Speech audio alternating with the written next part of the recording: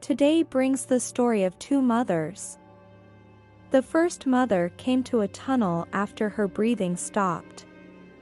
In the tunnel experienced many strange things. Let's start our story today. During the 4 months after I gave birth to my daughter, I had frequent fainting spells. I had been sick a lot during my pregnancy and my doctor thought it was some kind of pregnancy-related illness.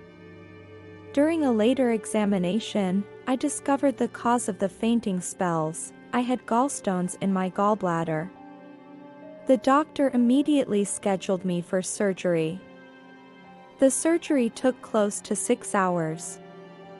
After the surgery, I went back to the ward to rest. By the latter part of the night, my breathing became difficult and I couldn't move my body.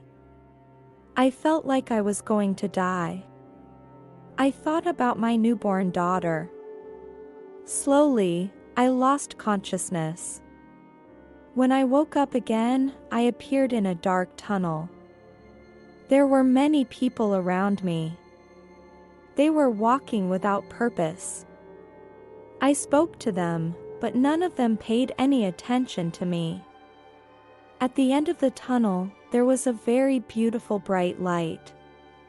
The closer I got to this light, the more relaxed I felt, and I had a feeling of being loved.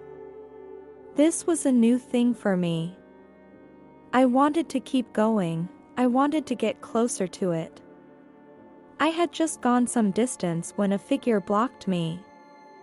He was very close to me, but I couldn't see his face. He showed me something and I saw pieces of my life scrolling in front of me. I said, "I don't want to relive this, life is too hard." Then I started to cry. He told me, "You can only rely on yourself if you want life to get better. You can help many people because your soul is pure. You are needed on earth." I immediately thought of my daughter. Then, I found myself moving backwards and falling into a vortex. Then, I appeared in a room that did not look like my ward. As I peered around the room, I heard many people talking next door. I saw a group of doctors and nurses. The doctor said, "It's over, we've lost her." He looked at his watch and announced the time of death. At this point, the nurse said to the doctor, "We can try electroshock again." After all, she was only 23 years old, and she had a newborn daughter. The doctor looked at her and said, "Unfortunately, I'm not God, I can't bring the dead back to life." At the nurse's insistence, they prepared to try one last time. The doctor walked toward a medical device. Then I went back into my body. I was sent to my original hospital room. My roommate asked me, "What happened to you?" I told her, I experienced something strange. I told her the whole story and she doubted what I said, but I didn't think it mattered. Only I knew what I was going through. Next is our second story. I suffered from severe depression and I would often feel anxious. Looking back on what happened in the past, I would also worry about things that didn't happen in the future. I knew this was bad, but I couldn't control myself and it made me very miserable. When I was alone, I often asked God, "Why did you abandon me? I can only see the evil in the world. I am no longer your child, and you no longer love me." I broke down and cried. I took an overdose of Zoloft. When I was about to lose consciousness, I looked up and said, "God, you don't want me here, so I'm leaving." I was unconscious for a while, and when I opened my eyes again, I was actually alive. My son was sleeping next to me. I prayed that his father would come and get him so he could live a little better. I had lost all my possessions and I considered myself a failure. As my son slept, my head started to hurt and it felt like my head was about to explode. I couldn't think or analyze the situation.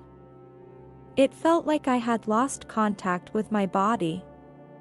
My body and mind were completely separated. I didn't leave my body, it felt like I was next to it all the time. The sun came out and my son woke up. I still could not move. My son checked my condition and cried for me to get up. I whispered, "I'm fine, don't worry." My son brought me a glass of water, but I couldn't open my mouth. I looked out the window. I wanted to get some fresh air. I smelled something strange and my son said I had peed my pants, but I didn't feel anything. My son started yelling and screaming. He yelled over and over again, "Get up, get up." I still couldn't move and I felt like all my organs were stopping working.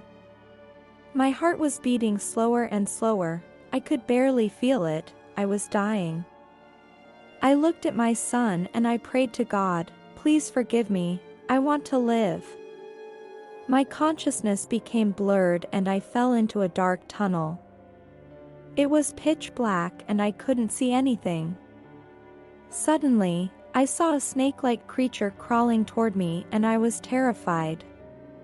I knew I was surrounded by these creatures. They lunged at me and I kept falling down. I was terrified and I felt like I was going to hell. I prayed for God to forgive me for my transgressions. I prayed for God to take my soul away. I began to pray over and over again. The next thing I knew I appeared in another tunnel, this one going up. This tunnel was very bright and had indescribable colors. I walked very fast and at the end there was a light. I felt calm. I was completely mesmerized and wanted to keep walking towards it. I heard a voice telling me not to continue on, that I had to go back. I went back into my body. After a while, I was able to move my body slowly. I asked my son to go to the living room and get me a glass of water. After my son left, I told God that I was very sorry for the suicide. I thanked him for giving me this opportunity and promised that I wouldn't screw it up. As I was dying, I felt hell. An indescribable horror. For me, it was like I had one leg in hell and one leg in heaven. Jesus saved me at the last minute.